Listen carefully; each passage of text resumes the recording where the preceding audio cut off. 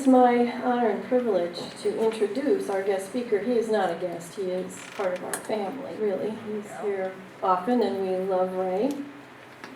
So Reverend Raymond Anderson is an ordained minister. He's a non-denominational New Thought minister as well as an interfaith minister. He has a wealth of formal education in various fields such as holistic life coaching. He also teaches American Sign Language and martial arts. He is an actor and an ASL performing artist. He also is a Reiki master teacher and practitioner, and he has published 2 books, which I didn't realize. Visual Music, The Art of Interpreting Song in American Sign Language, and the other book is Moving Mountains, The Journey of Transformation. He has been called a Renaissance man because of his passion for self-development and personal transformation. He loves to teach, mentor, speak, as well as create artistically. And his incredible life journey holds so much inspiration for us all. And so we are always inspired and just delighted to have Reverend Raymond Anderson.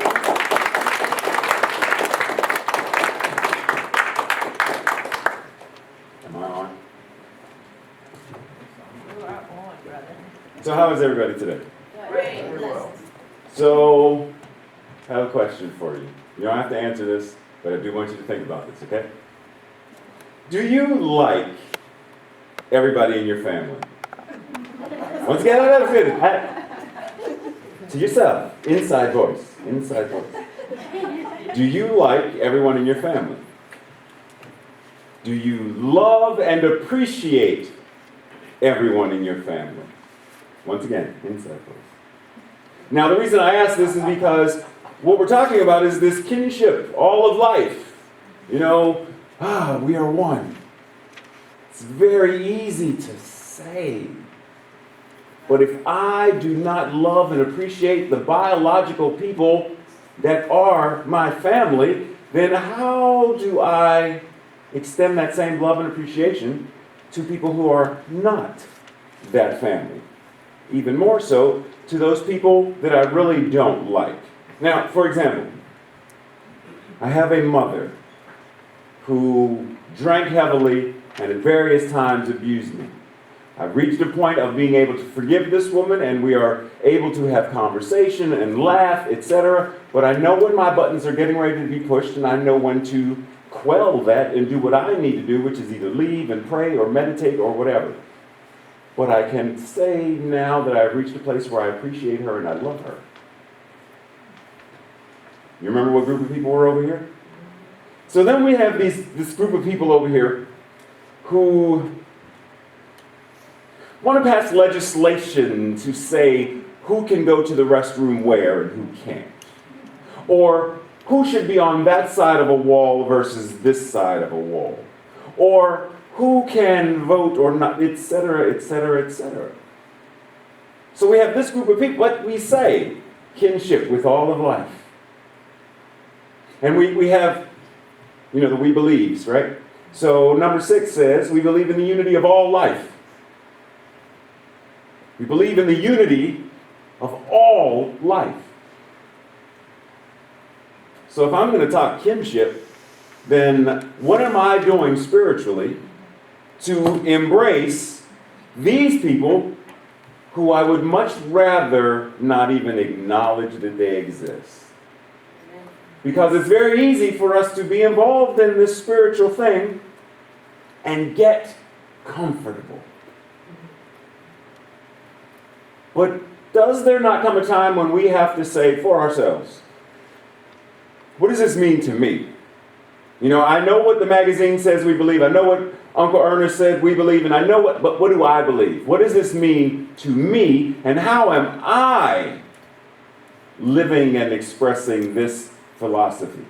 Because if it's not showing up in me and as me, in the way that I communicate, in the way that I relate to people, in the way that I'm driving, etc., then it's just talk.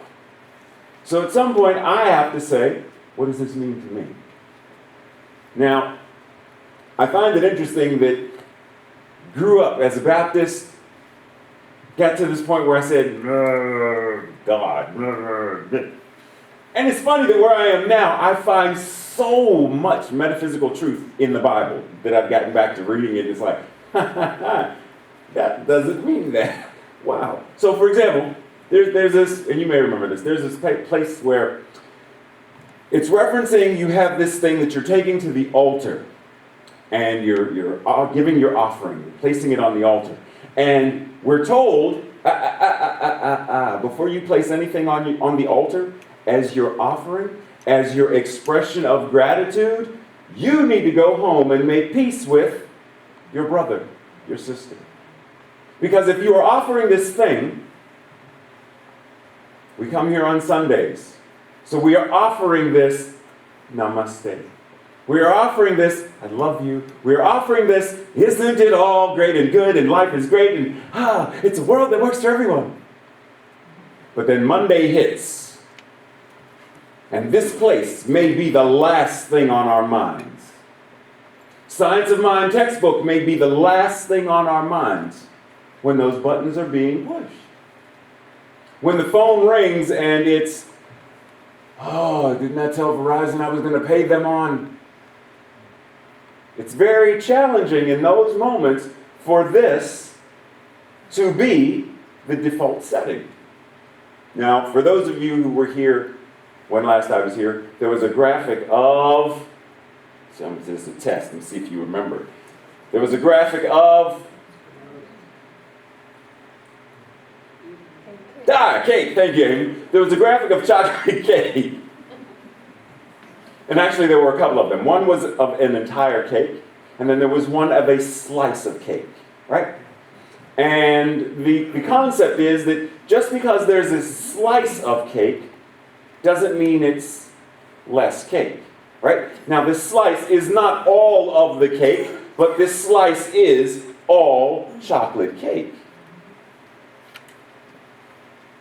How often does, and just follow me with this analogy, how often does the slice of chocolate cake think and acknowledge everything that went into and everyone that went into making it chocolate cake? For example, chocolate cake. I'm chocolate cake. And I'm not just saying that because I'm brown, but I'm chocolate cake, right? So I'm chocolate cake. But somewhere in me, aren't there eggs? And somewhere in me, those eggs had to have come from a chicken. Somewhere in me, there's flour, and that flour came from wheat. And I mean, I could go on and on and on and on. So this one slice of cake, it's like that commercial with the young ladies doing the perm, and it's like, and you tell two friends, and so on, and so on, and so on. And how far back does it extend? Till we realize that it's beyond measure. Now, we could do the exact same thing with us. So, Amy, if that's yours, could you hold up the water bottle for me? Water bottle, right? And we look at it and we think, water bottle, thank you very much. How did that get here? How many hands went into creating that? Is it made out of metal or plastic? Who mined the metal? How many people mined the metal? Who drove the iron ore or whatever that turned it into aluminum and steel and blah, blah, blah? How many people drove? And who put gas in the truck? And who put wheels on the truck? And where did the wheels come from? Who made the wheels? Who mans the store? Who put it on the shelves? And just because this young lady named Kim put it on the shelf doesn't mean that Kim didn't have parents and her parents didn't have parents. And each of them played a role into making Kim, who is the perfect stock girl, who put that on the shelf so that Amy could see it and buy it. Everything is connected to someone, some way, shape, or form. And the moment we take this sacred breath to say, there really is unity in all of life. I don't often think about it, but in this present moment, let me take we really are interdependent. And when I can acknowledge and appreciate this interdependence, knowing that even when I am alone If I'm wearing a shirt, the shirt was touched by hands from someone somewhere. So I can't be alone, truly. I can't be lonely. Because the moment I acknowledge that somebody made this, I'm bringing them into my consciousness, and therefore they are with me. If I'm thinking about them, I'm bringing them right here. And if I like the shirt and I like my Batman tie, then I'm thinking about them with appreciation, with gratitude. And we already know that when we treat, when we pray, that whatever that is, we're putting out not just for the person we're treating, but we're putting it into the very mind of God, right? So if I'm treating for someone to be well and whole and perfect and knowing that that is the truth of them, if I'm thinking how much I really don't like you because you didn't use your turn signal, and I'm thinking, did you just take the last water bottle that I... If that's what I'm thinking and putting into consciousness, is it the same thing as... Anybody do garden work? So I'm tending a garden, right? And the first thing in order to tend this garden, to create this garden, I have to be conscious of what it is that I'm planting into the soil. Because the soil is going to receive what I plant into it. So consciously I decide I want to grow fruits and vegetables. Now it doesn't stop there, because I can't just say fruits and vegetables. And I go to the store and say, excuse me, young lady, could you tell me where I find seeds for fruits and vegetables? And she gives me this packet that says fruits and vegetables. Doesn't work that way. She's going to say, well, what kinds of fruits and vegetables? Oh, I haven't really thought about that. I don't know. So I still have to get even more specific. What am I planting into the soil? Carrots and squash, right this way, here. Now I plant it. And it grows. Now that's me using the power of my mind and consciousness to consciously grow, create what I desire. Remember what I just said about the, didn't use your turn signal. You took the last water bottle. I can't believe you took the last Cabbage Patch child when my granddaughter wanted that Cabbage Patch. Do we put this stuff right there? Anyhow, I digress. So and this is where I am, right? So let's go back to the garden. Is that me saying, I really like these carrots and I like this squash, but I think I'm going to put some poison ivy in here. And, hemlock would be really nice over here. Let's see, Mom's coming over for a salad. Let's get some carrots and some poison ivy and some hemlock. And do I really think that this is going to nourish her? No. It's going to poison her system. The thoughts that we think are planted into consciousness. So if I am thinking disharmony, discord, dislike toward anyone, the mind that I use is the mind of God. There is no separate, distinct, just, this is Ray's mind, and then there's God's mind. Back to that, we believe number 6, we believe in the unity of all life, that the highest God and the innermost God is one God. The thoughts that I think about this woman that didn't use her turn signal, and I want to do that finger thing, but I'm not, but that's what I would do if I were driving. Those thoughts are being planted into the soil of creation. Some way, shape, or form, I'm poisoning somebody. Kinship. Is she part of my house? And when I say house, any Game of Thrones fans? No? Anybody know what Game of Thrones is? Yeah. Okay. Superman. You familiar with Superman? Okay, so let's go with Superman for a second. So, Superman, who we know as Clark Kent, we know has a birth name. His birth name is? Kal-El. El being the name of his house. Now, for those who may not know, 2 Jewish gentlemen crafted and created the story of Superman. So when they gave him the name El, it's the Hebrew name God. Did you know that? No. Elohim. El. Jerusalem, El, God. Kal is said to be the voice of. So Kal-El, Superman, is the voice of God. His house, the house of El, represents, now for the Man of Steel movie, represents hope. Because Lois Lane says, what is the S on your, it's not an S where I'm from, it's the symbol of my house, and it represents hope. Game of Thrones, each house, House Tully, House Stark, each house has a different reputation for what it represents in the world. What does your house, not your family, I mean you, in my Father's kingdom, kin, K-I-N, G-D-O-M, kin, one family, kingdom. In my Father's kingdom, there are many mansions. What is a mansion but a house? Levels of consciousness, states of being. In my Father's kingdom, in the all it is, there are many mansions, many levels, states of consciousness. What is my state of consciousness? What does my house represent? When I go out into the street, when I am on the subway in D.C., and someone looks at me, ideally, someone hears me. Ideally, someone sees me moving and greet. Ideally, I want them to see the face of God. I don't want them to see, oh, look at that.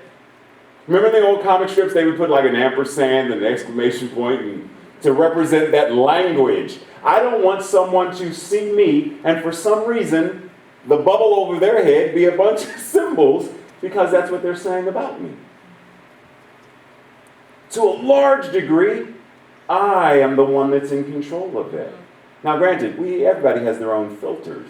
But to a large degree, I am the one who determines what I represent. So, we're talking this whole thing about we are one. We are family. But until I get to a place where I am willing to challenge myself to look at the people that I may not like to look at the thoughts in my own head, my own consciousness, that I may not want to embrace or acknowledge. Until I really am willing to go there, then we are all singing beautiful songs and saying beautiful prayers and writing beautiful treatments, but we really don't see that. Not in expression. We see it as a beautiful ideal, but not as a fact, as a truth. Because, once again, let's backtrack. When treating, when praying, when meditating, do we pray or treat for the future of, I hope? No. We pray and treat as it is already so. Not, and we acknowledge and we say that one day, sometime in the future, the money that you do, we don't do that. It's we know right here, right now. Because the moment I think it in consciousness, right now, it's already in the mind of God right now. And if it's already in the mind of God right now, then it's already so. It just takes time for it to, per se, manifest or demonstrate. Just like I put this seed in the ground. It's already so. It's already a garden. As long as I do what needs to happen, the garden will grow. If I plant the thought, it's already so. So, are we challenging ourselves to a degree where we see this truth despite the appearance of other? Because we can, yes, I know and I understand. We can turn on the news at any given day. We can do newspaper, yeah, I know. There is more than enough evidence to the contrary of this. But our challenge as metaphysicians is to say, one, is that my truth? Me. Am I holding enough love and compassion, enough peace and serenity, enough prosperity and health and well-being in my own heart, my own soul and spirit, my own consciousness, so that no matter what happens, yes, I'll step outside and it'll rain. Yes, I will get wet. And yes, I may not like getting wet, but I can dry off. So no matter what happens, I can change it. No matter what comes before me, I know that because of the power of my consciousness, I can... What does it say? We believe in the healing of the sick and control of conditions through the power of this mind, that mind being the creative mind, that mind being law. Do we really believe that? Do we really believe that we can heal the sick and control conditions? Doesn't say we believe that we can heal some folks of some things sometimes, depending on if the conditions meet criteria A, B, C, 1 through 5. We believe in the healing of the sick and control of conditions through the power of this mind. But do we believe that? We read it, we hear it, but do we live it? That's the challenge. Because this thing will stay a graphic on a screen until I, me, myself, can acknowledge and say, not only am I a piece of chocolate cake, I am cake. You know what I'm saying? Because somebody recently got into a conversation with someone and they said, it's a little too, arrogant to say that you are God. And I understand what they're saying. If someone's walking around like, hey, Tim, I'm God. Hey, Amy, you like, yeah, that's not what I'm talking about. I'm talking about, Yeshua said, the Father and I are one. And those people out there said, oh, blasphemy. It's the same concept. You take the slice from the chocolate cake. Does the slice have the right to say, excuse me, what are you? I am chocolate cake.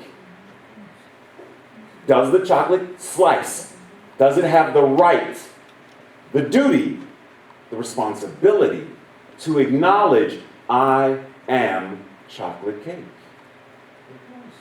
Of course. And until we are willing to step into that same I amness, this stays a dream. This stays a nice concept and a really cool hope. And I'm not talking about hope like that acronym that I created before, holding only positive expectations. I'm talking about that, I hope one day. I'm talking about that hope, which is a less empowering version of. So what do we want? Do we want this to be the truth, knowing, moving forward, living this? Then it starts right here, in my mind and my heart. When I'm watching the news, when I'm meeting and greeting people, when I go home next month for Mother's Day to visit my family, knowing that my oldest brother, who I have not spoken to in 8 years-ish, probably will show up.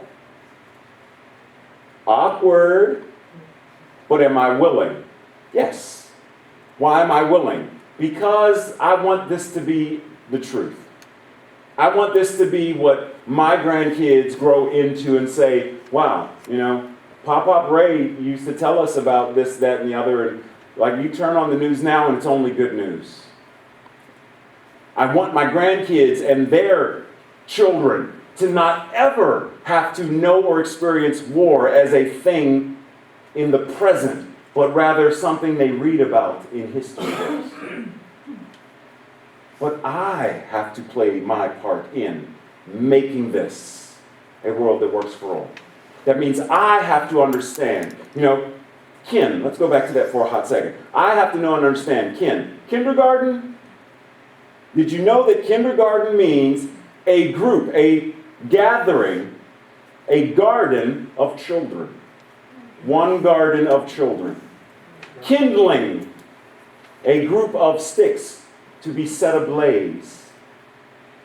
Am I willing to acknowledge that this thing called kin that I hear in words like kindergarten and kingdom and kindred and kinfolk but kin is also part of kind. Am I expressing my kindred spirit in how I am being kind, expressing kindness?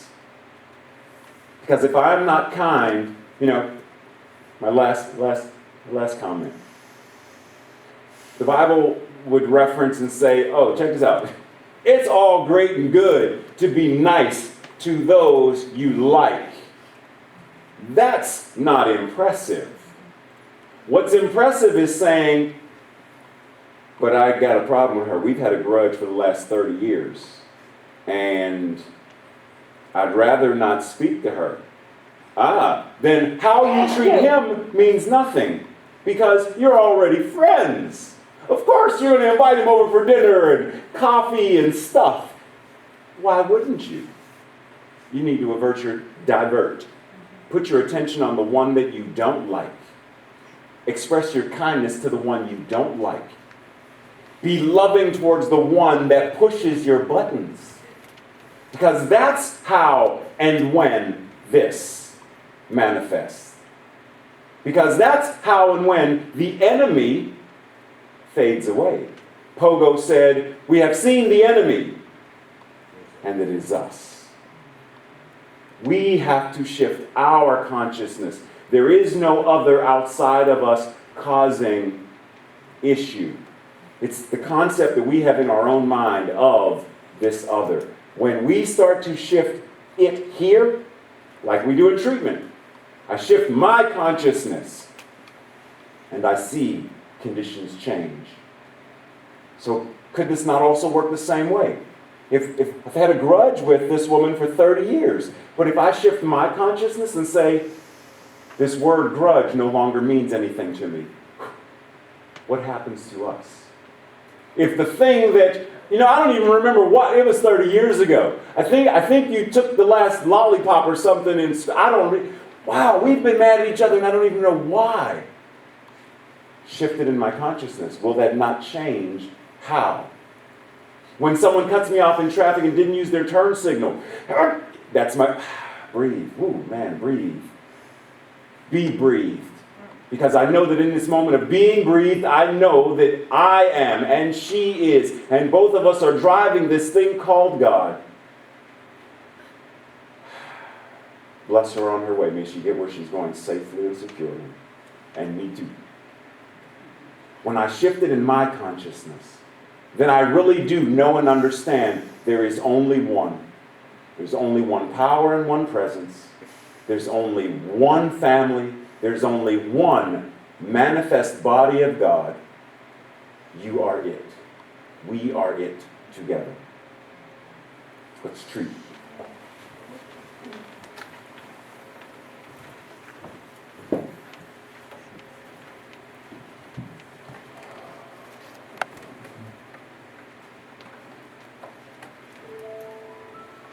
Wherever it is that you are, whether standing or sitting,